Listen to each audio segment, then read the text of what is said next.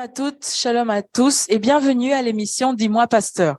Aujourd'hui, nous nous retrouvons pour un nouveau numéro, une nouvelle question. Vous vous posez sûrement la question derrière votre écran. La question est de savoir pourquoi cette vie de manque chez tant de chrétiens malgré les bénédictions déclarées dans la parole de Dieu.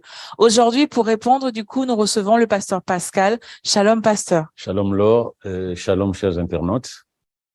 Alors, la parole de Dieu déclare, c'est la bénédiction de l'Éternel qui enrichit et il ne la fait suivre d'aucun chagrin. Mais aujourd'hui, on peut observer une sorte de vie contraire, complètement à l'opposé de ce que la parole de Dieu dit. Pourquoi?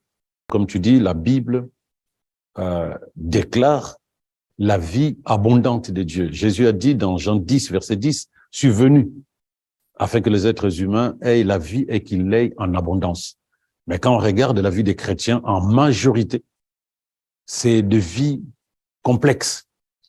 Eux qui sont censés, nous qui sommes censés être la locomotive du monde au travers tout ce que Dieu dispose pour nous. Mais une grande majorité de chrétiens vivent encore dans le manque, dans la précarité. Alors on se pose la question, c'est dû à quoi? En fait, il faut bien comprendre les choses.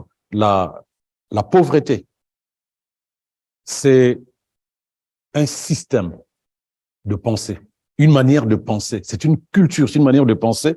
C'est un état mental qui fait que la personne fonctionne de telle manière que cette personne, elle ne peut pas sortir de ce carcan, de cette prison.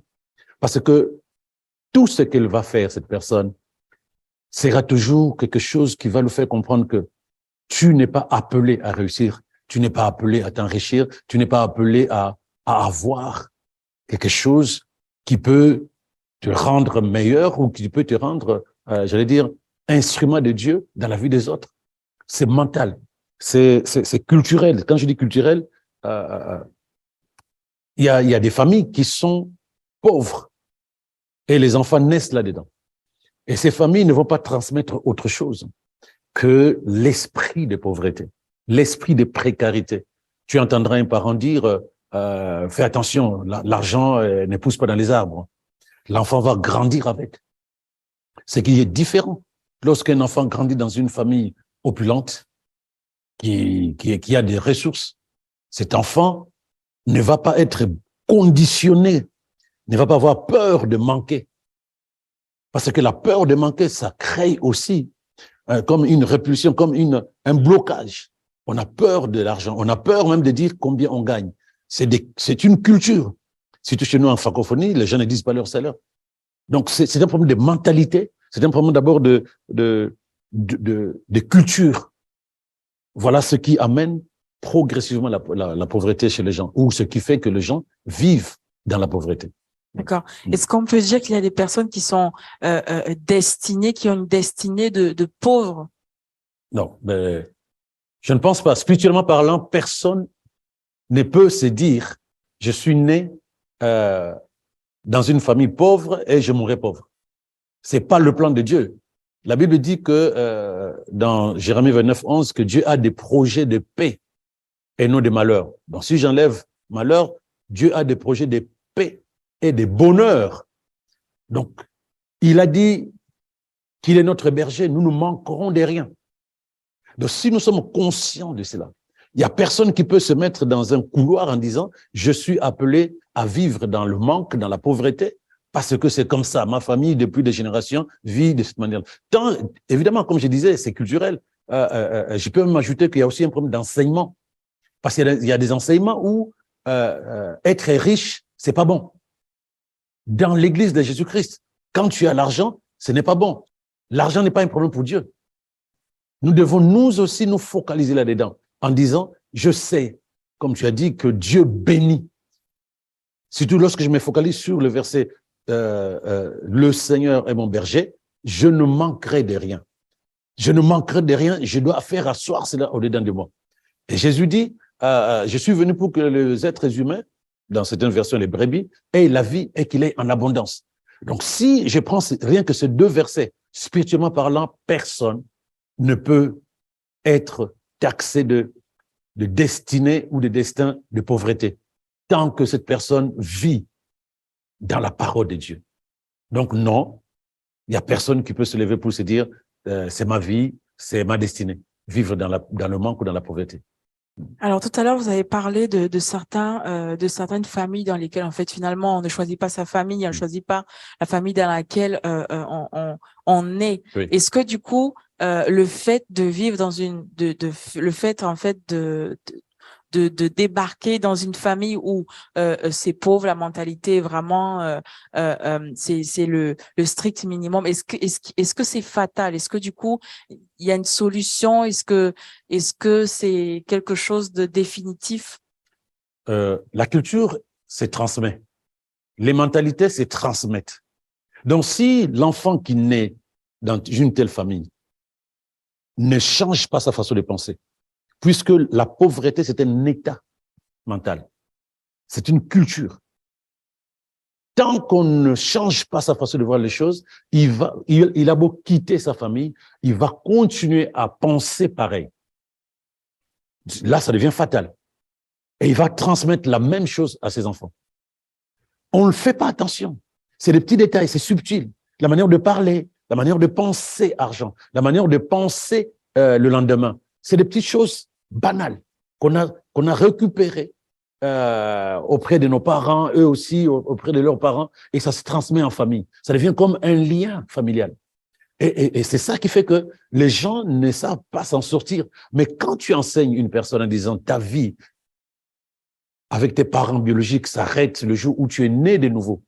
Parce qu'en naissant de nouveau, tu n'es plus dans la famille de tes parents biologiques, tu es dans la famille de Dieu. C'est spirituellement parlant. Étant donné que la culture est spirituelle, le mental est spirituel. Quand je dis spirituel, c'est des choses qui ne sont pas visibles, mais qui se manifestent, qui sont à l'intérieur de notre esprit, de notre âme. Dès le moment où je suis né de nouveau, j'ai la parole de Dieu au-dedans de moi, et je commence à me nourrir de la parole de Dieu. Je commence à changer ma façon de penser. Je sais que je suis capable de tout faire, puisque la Bible dit rien n'est impossible à celui qui croit. Donc, lorsque je me positionne là-dedans, je me dis, je peux faire tout et je peux posséder tout, puisque la Bible me dit que je possède tout en Jésus-Christ. Donc, si je crois et j'accepte cette vérité que je possède tout en Jésus, je veux m'atteler à écouter l'inspiration du Saint-Esprit, à méditer la parole de Dieu, parce que la vérité, et je voulais vraiment le dire aux internautes, tout ce dont nous avons besoin, Dieu ne nous le donnera pas de manière pratique. Il dit, je veux de l'argent, et tu te lèves le matin, tu as de l'argent. Je veux une voiture, je veux... tout ce dont tu as besoin, Dieu va te ramener à sa parole.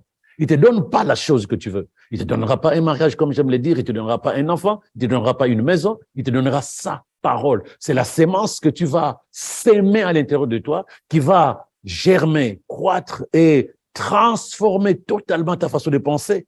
Et inspiré par le Saint-Esprit et la parole de Dieu, tu es capable de voir des choses que hier tu ne voyais pas, que les autres ne voyaient pas. Et tu es capable de traverser ce qui te faisait peur pour aller accomplir des œuvres et qui vont t'amener à manifester la gloire de Dieu, l'abondance divine. Donc ça, c'est très important donc, à ce niveau-là. Donc il faut que cette personne arrive à se déconnecter de la mentalité dans laquelle elle a grandi pour épouser la mentalité de la parole de Dieu, la mentalité du royaume de Dieu. Comment on fonctionne comment on pense, pardon, dans le royaume de Dieu. Mais justement, comment du coup se déconnecter en fait de cette mentalité? On rencontre aujourd'hui des chrétiens qui sont dans les églises depuis des années, mais qui n'ont pas de vie productive, qui finalement en fait on a l'impression que c'est finalement ceux qui ne connaissent pas Christ qui sont riches, qui sont débordants d'idées, de productivité. Et souvent en fait ceux qui sont chrétiens, ceux qui sont là, comme ça, qu'on appelle enfants de Dieu, n'ont pas forcément même de vision à moyen terme, à long terme de ce qu'ils veulent faire, de ce qu'ils peuvent. Voilà. Mais qu'est-ce qu'il faut exactement? Donc, là, pratico-pratique, qu'est-ce qu'il faut mettre en place? Est-ce qu'il y a des pratiques à mettre en place? Est-ce qu'il y a des sacrifices à faire? Qu'est-ce qu'il faut faire exactement pour exprimer ce que la parole de Dieu dit? Tu sais, je disais tout à l'heure que Dieu ne donne pas de manière visible ce que nous désirons, il nous donne sa parole. Il a dit à Josué, prends soin de méditer, prends soin, pardon, de répéter les enseignements qui sont dans ce livre. Première des choses, médite ces enseignements jour et nuit. Mets en pratique. Obéis à tout ce qui est écrit là-dedans et tu auras du succès. Pourquoi? Parce que si Dieu nous a créés, il ne peut pas, personne n'a cherché à être créé. Personne. C'est Dieu qui a pris en lui et souverainement qui a dit, je vais créer telle personne, je vais créer telle personne. Et il dit, j'ai des projets pour toi. Avant même que nous soyons sur terre, il savait comment nous allons fonctionner et ce dont nous avons besoin. Sauf qu'on arrive, c'est comme ce verre, mais on nous met des mentalités, on nous met une manière de penser qui est totalement à l'opposé de ce que dit la parole de Dieu. Et on vit avec ça. Tu as été sûrement à l'école où il y a un jeune homme ou une jeune fille qui n'était pas très intelligente en maths ou en philo, tout ce que tu veux, mais qui avait des ambitions. Moi, je serai. Moi, je deviendrai. Moi, je serai. Mais à l'école, c'est pas terrible. Parce que les gens pensent que ce qui fait réussir les gens, c'est l'intelligence scolaire. Non. C'est pas l'intelligence scolaire qui fait réussir les gens. C'est la mentalité. Cette capacité intérieure que j'ai de me dire, je suis capable de faire tout ce que j'ai envie de faire. Parce qu'il n'y a pas de raison. Donc, la première des choses, si nous croyons que nous sommes des enfants de Dieu, et quand nous lisons la Bible, quand nous méditons la parole de Dieu, nous réalisons que Dieu nous donne des capacités. Dieu nous accompagne sur le chemin du succès. Dieu nous rassure qu'avec lui, nous ferons des exploits. Mais il nous reste une chose. Nous déconnecter de de la mentalité qui nous faisait croire que c'est pas possible, c'est difficile, que nous sommes nuls, que nous sommes dans les échecs, que la maladie, la défaite, c'est normal que nous ayons ça. Nous déconnecter, parce que c'est un problème de choix. Qu'est-ce qui nourrit mes pensées? Ma foi est dans mes pensées. Mes actions sont dans mes pensées. Qu'est-ce qui nourrit mes pensées? L'ancienne mentalité, la culture de la précarité, ou ce que Dieu dit que je suis et ce dont je suis capable. Donc à ce moment-là, j'ai l'obligation, moi, je regarde ce que Dieu dit, je dois accepter cela. Croire, c'est pas suffisant. Je crois que je suis plus que vainqueur avec Jésus. Et après, qu'est-ce que tu fais? Mais il faut que je développe une conscience de celui qui est plus que vainqueur. Au départ, c'est un peu fou. Parce que tu dis, ouais, qu'est-ce que je raconte là? Mais c'est ça la difficulté des chrétiens. Ils connaissent ce que dit la parole de Dieu, mais ils ont du mal à l'intégrer dans leur cœur pour que ça devienne leur manière de fonctionner. Tant que ça ne deviendra pas une manière de fonctionner, ça sera théorique et les vies ne changeront pas. Mais personne ne te dira que non, je suis toujours dans mon ancienne culture. Non, moi je sais, le Seigneur fera grâce. Non, mais il a déjà fait grâce. La chose la plus importante, maintenant, qu'est-ce qu'il a dit par rapport à telle situation? Il a dit, avance, que le faible dise, je suis fort, et je me comporte comme un fort. Donc, si le pauvre doit dire, je suis riche, qu'il déclare la richesse en Christ Jésus. Mais que ça ne doit pas être des paroles proclamées en l'air, ça doit être des convictions consciencieuses à l'intérieur de chacun de nous, et ça devient notre manière de penser. Tant que la parole n'impacte pas notre système de pensée, ça va être difficile. Donc voilà comment il faut arriver à se déconnecter de ça. D'accord. Et pourquoi, ce qu'on peut du coup observer, c'est que finalement, on a tendance à méditer tout ce qui est négatif, à méditer plus le mal que ce que la parole dit. Il y a deux choses. Est-ce qu'on a vraiment confiance en Dieu? Est-ce qu'on est vraiment de croyants à la parole?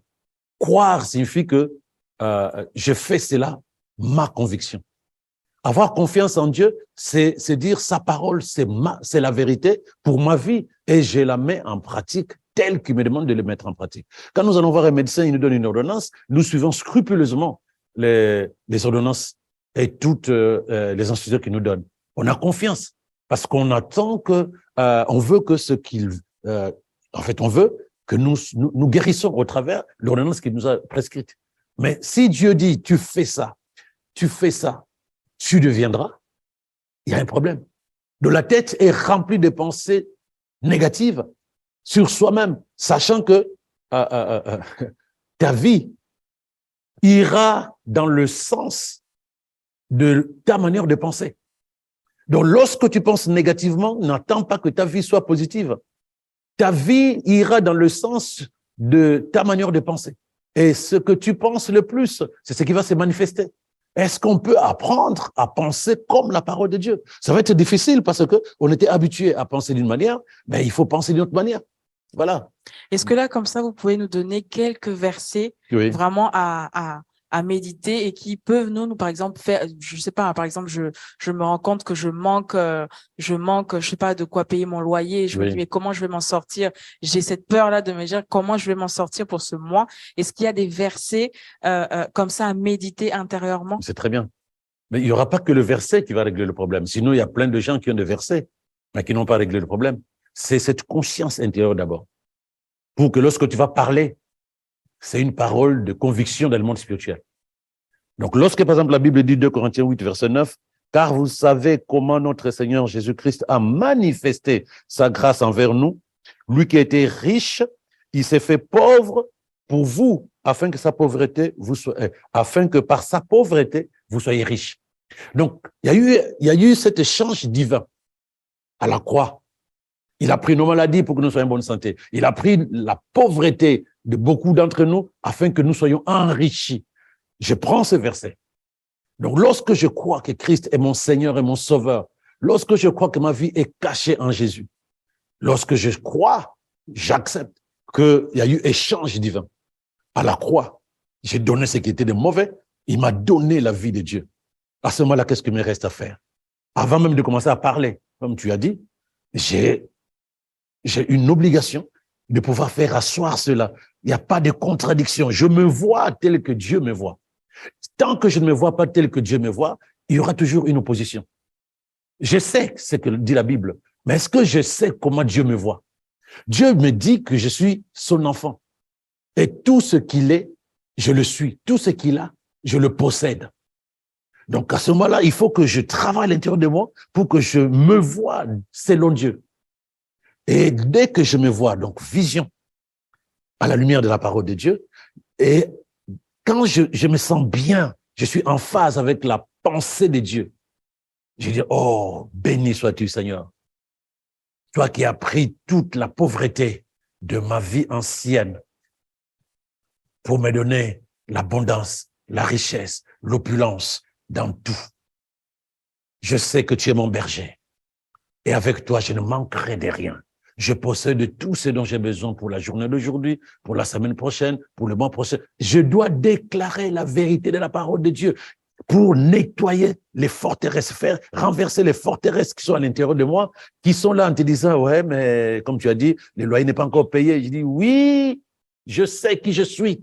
Maintenant, ce que tu me dis là, ça, c'est toi qui sais. Moi, je sais qui je suis. Et parce que dès le moment où il y a quelque chose, en fait, qui fait que ça a du mal à rentrer, les chrétiens ne savent pas, beaucoup de chrétiens ne savent pas que les pensées font notre vie.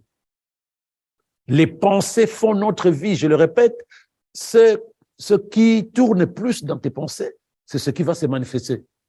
Ça, c'est la première des choses. Et je reprends ce que j'ai dit tout à l'heure. Ta vie va suivre la direction de tes pensées. Ta vie va suivre la direction de tes pensées. Donc, dès le moment où on est conscient de ça, on fera attention à ce en quoi on pense. Et donc, du coup, je veux plutôt nourrir mes pensées de quoi? De la parole de Dieu. Donc, quand Dieu me dit que tu es béni, comme il dit, béni soit le Seigneur Jésus qui nous a béni, béni soit le Père de notre Seigneur Jésus-Christ qui nous a béni de toutes sortes de bénédictions dans le lieu céleste. J'ai dit, comment? Il m'a béni. Mais en même temps, pendant que je parle, je sais que je n'ai pas physiquement quelque chose, je n'ai pas physiquement autre chose, je n'ai peut-être pas aussi de paix. Je prends un exemple. Mais je lis qu'il m'a béni de toutes sortes de bénédictions. Soit je crois pas. Soit j'accepte ça. J'accepte pas. Donc, je commence par croire. Et ensuite, j'accepte à l'intérieur de moi. Et je commence à me voir comme Dieu me voit à partir de ce verset où il dit, il m'a béni de toutes sortes de bénédictions dans le lieu céleste. Et il y a même une version qui dit, il m'a béni de toutes sortes de bénédictions qui sont dans le lieu céleste. Donc, il n'y a plus rien que je dois chercher. Donc, lorsque je suis conscient de ça, je médite. C'est ça qu'on appelle méditer. Je me vois dedans. Au départ, il y a un problème. Parce que pendant que tu es en train de vouloir te voir selon Dieu, les réalités autour de toi te fouettent. Mais il faut que tu intègres cela encore et encore. C'est pourquoi Dieu dit, médite sans cesse. Sans cesse signifie quoi? Jusqu'à ce que ça devienne ta vérité. Jusqu'à ce que ça devienne ta conscience. Mais on a tendance à proclamer, je suis béni, je suis plus que vainqueur, je suis la tête et non la queue, et puis on a fini. Ça n'a jamais été intégré à l'intérieur. Résultat des courses, ça ne marchera jamais. Donc, il faut que je médite la parole, je crois que c'est vrai, je me vois à l'intérieur, et je travaille chaque jour, je rumine pour que ça devienne ma conscience, c'est-à-dire ma manière de penser. Ma manière de penser. Voilà. Wow. Donc c'est vraiment vraiment très très important en fait fait. le fait de comprendre que du coup la conscience en fait fait asseoir la vérité de Dieu à l'intérieur de nous ça. Et ça nous permet du coup de le manifester au quotidien. Avant même de parler, il faut déjà que je sois conscient que ce que j'ai dit, c'est pas parce que je suis chrétien, non, parce que je suis convaincu, parce que c'est la vérité. Ouais. Sinon, je vais faire des prières chrétiennes. Alléluia, mon Dieu est puissant, moi aussi je suis puissant, mais il suffit qu'un petit moustique des sorciers débarque et des bandades. Et c'est pas ça. Alors, du coup, là, j'ai une question. C'est de savoir parce que la prospérité, les richesses, on le voit aussi chez, par exemple, les païens, comme ça. On le voit chez les païens, chez ceux qui ne connaissent clairement pas Dieu. Est-ce qu'il y a des principes à mettre en place? Est-ce qu'il y a des lois universelles, universelles? Par exemple, je sais pas, le fait de donner aux pauvres, d'accueillir d'accueillir, on dit accueillir l'orphelin. Est-ce qu'il y a des choses en fait?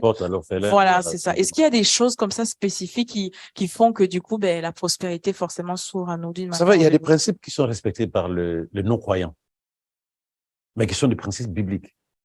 Mais ils ont une mentalité, ils savent ce qu'il faut faire.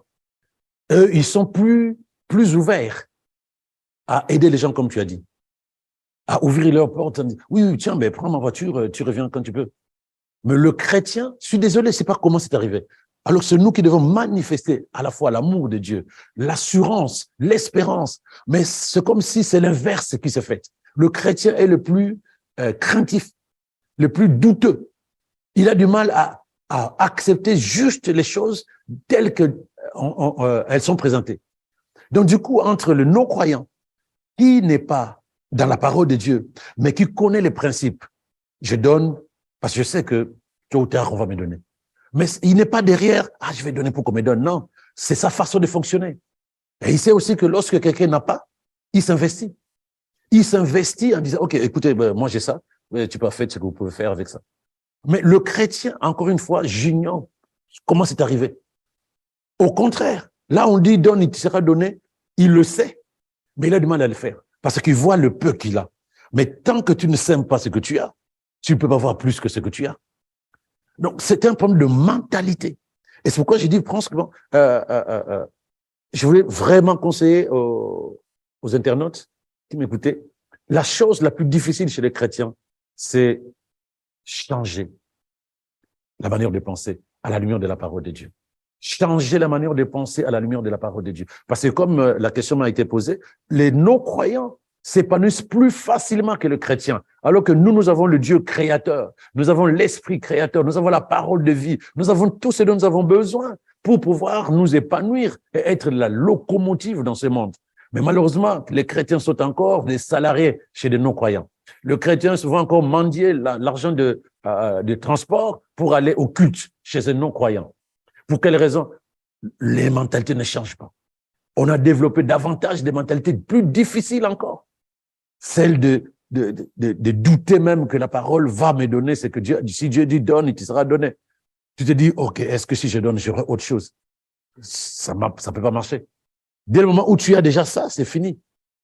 C'est fini. On te dit, la dîme, c'est la participation de tous citoyens du royaume pour pouvoir faire fonctionner le royaume, les églises.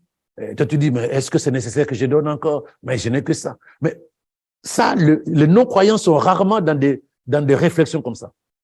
Et c'est pourquoi ils s'épanouissent malheureusement parce que ce sont des lois spirituelles. Dieu n'a pas créé ces lois-là pour les chrétiens.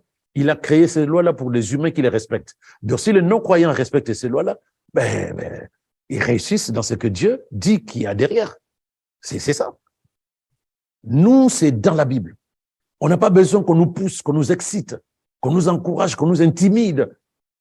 On a besoin plutôt que lorsque tu sais qu'on a besoin de toi et que tu as des ressources ou que tu sais que il y a des principes spirituels, tu te lèves automatiquement en te disant je suis là parce que la Bible me le demande, Dieu me demande d'être libéral.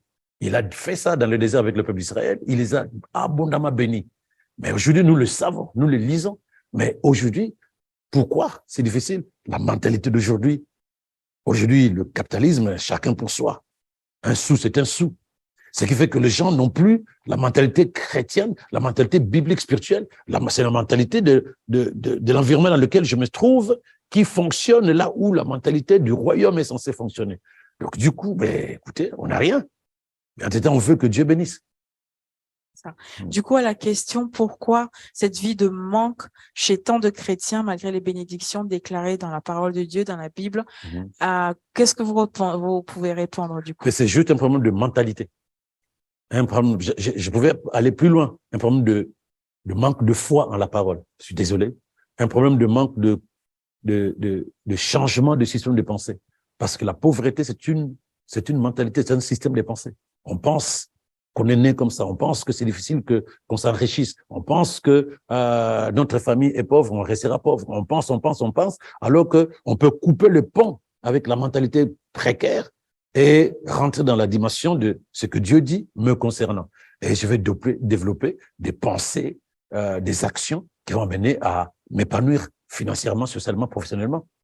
Donc, ça, c'est un problème de mentalité qu'il faut arriver à casser, à détruire. Ce sont des forteresses, comme dit la parole de Dieu. Des forteresses. Tu donnes 1 million à un pauvre, la première des choses qu'il va faire, c'est prendre l'avion, il va soit à Paris, soit à Dubaï, soit à Doha, il va faire des affaires. Non, il va s'acheter des habits. Il s'achète des habits jusqu'à ce qu'il va finir le million que tu lui as donné. Et il revient, il est toujours pauvre. Parce qu'il ne sait pas. Il n'est pas inspiré. Même quand tu lui fais faire une formation, c'est la mentalité. La formation, c'est intellectuel. Ils peuvent suivre une formation sur comment créer une entreprise, c'est la mentalité. Mais tu donnes le même million à quelqu'un qui a déjà la mentalité d'épanoui, de riche, de prospère, il va prendre les millions, il va se dire où je peux les placer pour que je m'enrichisse davantage. C'est ça le vrai problème. Donc, pour qu'un chrétien né de nouveau, qui connaît la parole de Dieu, qui sait que Dieu dispose de toutes les ressources dont il a besoin, qu'il quitte le monde de la précarité, il a besoin de renverser les forteresses culturelles, les forteresses des mauvais enseignements qui lui ont fait comprendre que quand tu es riche, c'est pas bien. Briser toutes ces forteresses familiales qui l'ont mené à se dire c'est comme ça dans notre famille. Parce que il y a quelque chose de très simple aussi, de triste, pardon, je voulais dire. Aujourd'hui, on est en train de chasser les démons de pauvreté dans les églises. On est en train de briser des liens familiaux sur la pauvreté. Mais la vraie forteresse est mentale. La vraie forteresse est mentale. Quand la Bible dit dans Romains 12, verset 2, ne te comporte pas comme tout le monde. Mais je peux le lire rapidement. Il dit, ne vous conformez pas au siècle présent. Ne faites pas les choses comme tout le monde. Même quand tu es né dans une famille pauvre, dans une famille précaire où le manque est permanent, on te dit, ne fonctionne pas comme eux. Donc, la première des choses, la Bible demande, ne fais pas ça. Ne fais pas comme tout le monde. Quelle que soit la situation, ne fais pas comme tout le monde. Soyez transformés par le renouvellement de votre intelligence. Soyez transformés. Mais j'aime bien la version parole du vent qui dit, laissez-vous transformer. Tant qu'on ne change pas à l'intérieur, on ne peut pas changer sa vie. Tu changes tes pensées, tu changes ta vie. Tu ne changes pas tes pensées, tu ne peux pas changer ta vie. Elle sera identique à celles qui t'ont transmis cette manière de penser. Mais dès que tu changes ta manière de penser à la lumière de la parole de Dieu, à ce qui nous concerne, ce n'est que normal. Tu prends un enfant qui est né dans une famille pauvre. à 2 ans, 3 ans, tu le récupères, tu l'amènes dans une famille de gens qui sont épanouis, qui ont le mental de gagneurs, de champions. Cet enfant revient, il n'aura pas, il n'y a pas de liens familiaux à rompre ou à briser. On a juste permis à cet enfant de développer une mentalité différente par rapport à ses parents. Il n'y aura pas de chaîne, il n'y aura pas un esprit de pauvreté à chasser chez cet enfant. On l'a juste déplacé. On l'a juste déplacé de l'environnement où les gens pensaient de la même manière. Il dit, soyez transformés par le renouvellement de votre mentalité. Et la parole vivante dit, adoptez une attitude intérieure nouvelle. Donnez une orientation nouvelle à quoi? À vos pensées. Et cette orientation nouvelle viendra d'où? De la parole de Dieu. Le temps que les mentalités ne sont pas changées, il n'y aura pas de vies qui vont changer. Voilà. Amen. Pasteur, nous arrivons à la fin du coup de cette émission. Oui. Juste là, moi, je pense à toutes ces personnes qui, par manque de sagesse, par manque d'enseignement, se sont retrouvées endettées, Oui. et qui du coup ne savent plus en fait quoi faire, et qui nous regardent ce soir. Oui. Qu'est-ce que vous pouvez leur dire? Est-ce qu'il y a une solution? Est-ce que c'est une fatalité? Est-ce que finalement c'est pas une fatalité? Qu'est-ce que vous pouvez leur dire? Est-ce qu'il y a C'est manque de connaissance. La Bible dit, mon peuple périt parce qu'il manque la connaissance. C'est vrai que quand on a des besoins, quand on a des challenges qui sont là devant, le loyer, la voiture qui est en panne, la maladie, on a besoin des solutions. Et on va emprunter. Mais emprunter,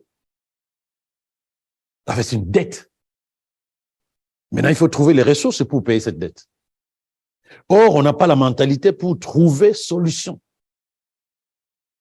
Donc, c'est là où ça devient comme une sorte d'escalade.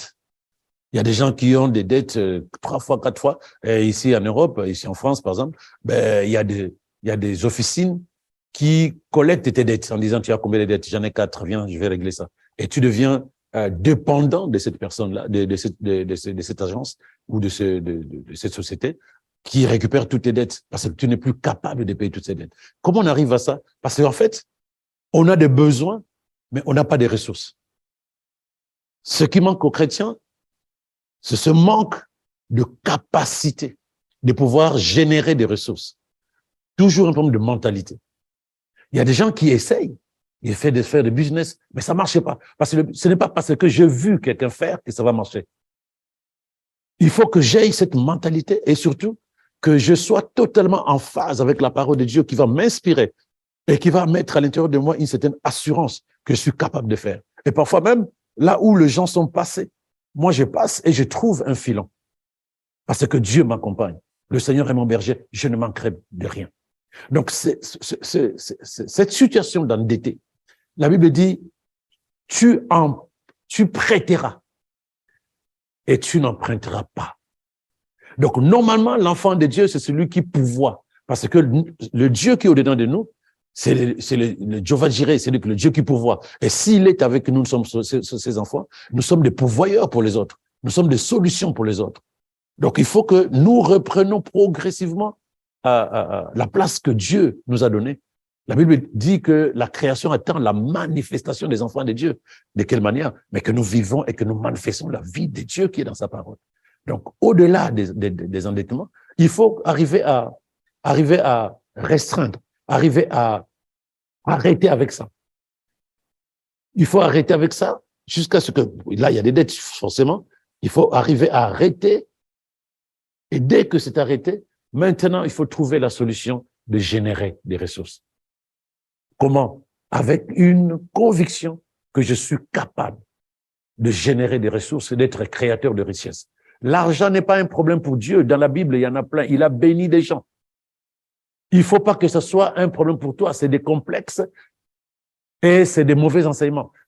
Je te parle pas de prospérité. Parce qu'on va dire, ouais, c'est l'enseignement comment les gens appellent ça? C'est le message de la prospérité. Non, c'est la vie de Dieu. Quand on parle de manquer, tu peux aussi manquer de paix. Tu peux aussi manquer de santé. Tu peux aussi manquer d'argent. Tu peux aussi manquer de femmes, de maris, d'enfants. Mais avec Dieu, tu possèdes tout. Voilà pourquoi il dit dans le psaume 23, verset 1, « Le Seigneur est mon berger, je ne manque de rien. » C'est ça qu'on appelle l'abondance. Et c'est ça aussi qu'on appelle la prospérité. Comme il dit dans 3 Jean 1, bien-aimé, je souhaite que tu prospères à tous égards. Donc, quand quelqu'un commence à te faire pervertir comme ça en disant, ouais, mais c'est l'évangile de prospérité, tu te conditionnes déjà à l'intérieur de toi et tu n'acceptes pas que le Seigneur te rend capable d'être épanoui pour que tu sois solution pour les autres. Parce que nous devons être des solutions pour les autres. Tu ne dois pas te conditionner, tu ne dois pas t'excuser. Si Dieu te bénit, rends gloire à Dieu et utilise les bénédictions que tu as pour la gloire de Dieu dans ta vie, dans la vie des autres, dans ton église. Ne t'excuse pas. Ne t'excuse pas. Pense et parle. Abondance, provision divine, prospérité, bénédiction divine, parce que c'est ça que Christ est venu te donner. C'est la volonté de ton Dieu bien-aimé. Il faut que tu parles, tu parles. Quand tu dis le Seigneur est mon berger, je ne manque de rien, tu vois toutes ces choses-là. Tu ne vas pas faire semblant de dire je ne manque de rien, j'ai la santé, je ne manque de rien, j'ai le travail, et tu es incapable de voir que tu as aussi l'argent. C'est qu'il y a un souci spirituel. Il faut que tu l'acceptes. On fait semblant de ne pas en parler, mais tout le monde sait que nous avons besoin d'argent. Eh oui. Donc, la première des choses, ne t'excuse pas. Accepte la vérité de la parole de Dieu. Accepte. Deuxièmement, vois grand. Vois grand. Tu ne peux pas. La Bible dit que le Saint-Esprit est au-dedans de toi. Tu ne peux pas limiter le Saint-Esprit de Dieu qui est au-dedans de toi. Ce que tu vois, c'est ce que tu possèdes. Ce que tu vois, c'est ce que tu possèdes. La Bible dit qu'il sème peu, moissonnera peu. Donc, selon la capacité de ton esprit, c'est ce que tu vas posséder. Vois grand. Il faut que les chrétiens, nous apprenons à voir grand. Mais le chrétien, il dit, oui, si le Seigneur fait grâce, mais il a déjà fait grâce, bien-aimé. C'est à toi maintenant de créer. C'est à toi de t'ouvrir. Il a déjà fait grâce. Ne laisse rien ni personne te faire croire que ton existence modeste, c'est ce que Dieu attend de toi. Ce n'est pas la vérité spirituelle. Maintenant, à l'intérieur de toi, je ne sais pas quels enseignements qui sont là-dedans. Quand il dit que le faible dit « je suis fort », toi aussi, quand tu es dans la précarité, tu dis que le pauvre dit « je suis riche ». Tu dis « je rends grâce à Dieu qui m'a béni de toutes sortes de bénédictions en Christ Jésus ». L'abondance est mon héritage. La santé est au-dedans de moi. J'ai béni le Seigneur qui me rend capable de faire tout ce dont j'ai besoin. Je suis un modèle autour de moi. Je suis un témoignage dans ma famille. Je le dis, non pas parce que je le dis, parce que je le crois et je le vois. Et la dernière chose, chaque jour, va puiser dans la parole de Dieu. Et tu verras ce que Dieu dit te concernant pour que progressivement les mentalités de précarité, de manque, de limitation disparaissent. Parce que l'esprit qui est en toi n'est pas limité. Et tu es tel qu'il est. Donc tu ne peux pas, toi, te limiter. Tu ne peux pas. Développe-toi. Développe-toi. Sois grand et vois grand. Voilà ce que je peux dire à quelqu'un. Amen, amen, amen. Merci, pasteur, du coup, pour tous ces éléments de réponse. Nous croyons que, du coup, en nous suivant, vous avez eu réponse à toutes vos questions. Nous vous disons à la semaine prochaine et shalom à tous. Shalom, pasteur.